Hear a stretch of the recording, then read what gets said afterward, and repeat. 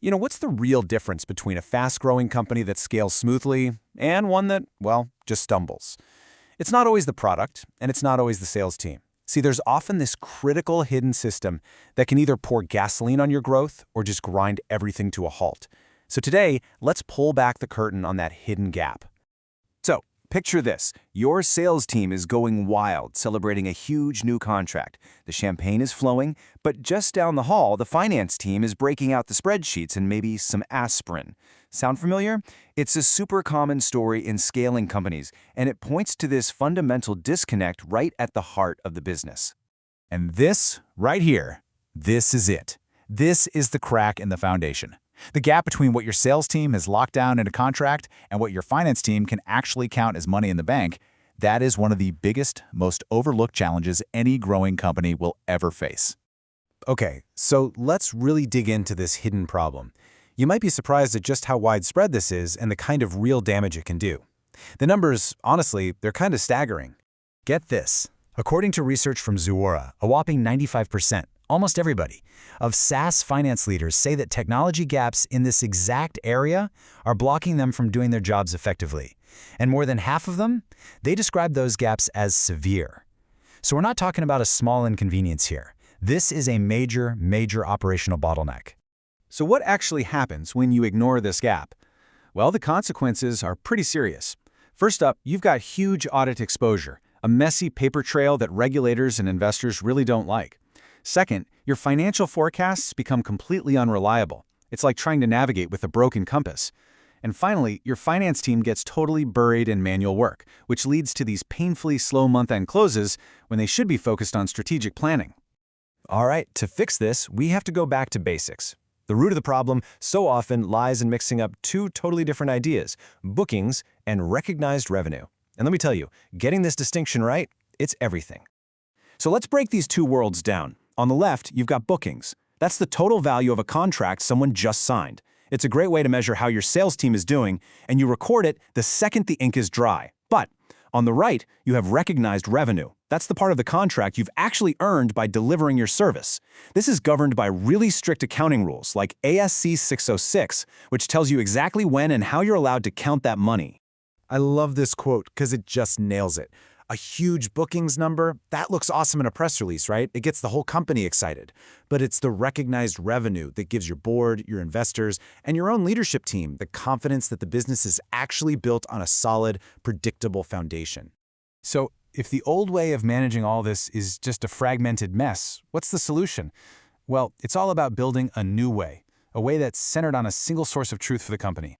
The old way, which, let's be honest, is where so many companies are stuck, is this Frankenstein's monster of disconnected tools. Sales has their CRM, finance has their ERP, and everything in between is duct taped together with manual spreadsheets. It's just begging for errors, and it's painfully slow. The new way? It's a single, unified platform that automates the entire workflow, from the first quote all the way to recognized revenue. It's built for speed, and it's built for change. And this is what that modern workflow actually looks like. It's this really elegant four-step process called quote-to-cash. It all starts when the sales team creates a quote. The moment it's signed, that contract automatically triggers the billing process. The system then takes over and manages payment collection. And finally, it automates the super complex process of recognizing revenue according to all those accounting rules.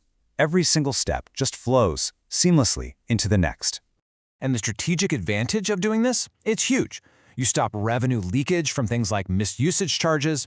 You can actually support the complex hybrid pricing models the customers want today. The system scales right along with you as you grow without breaking. And maybe most importantly, you can change your pricing strategy in minutes, not months. That is a massive competitive edge. Okay, so a unified platform sounds pretty great, right? But where do you even start?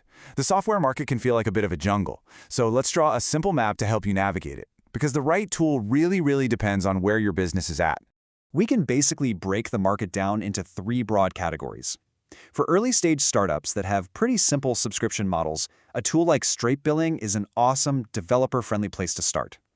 For scaling SaaS companies that are starting to play with more complex, hybrid, or usage-based pricing, a platform like Alkanina is built from the ground up to handle that kind of flexibility.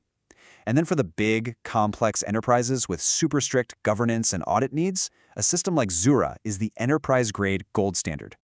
So just to make sure we're all on the same page, when we talk about a unified revenue platform, this is what we mean. It's a single system of record that manages the entire customer economic lifecycle. Think of it as the central nervous system for your revenue, getting rid of that tangled mess of spreadsheets and disconnected tools and replacing it with one single source of truth. Now for the most important part. How do you actually choose the right engine for your business? Let's boil it all down to a few key questions you can take right back to your team. Question 1. Can it handle your pricing model, not just today, but where you're going 2 years from now? Don't just solve for today's problems. 2.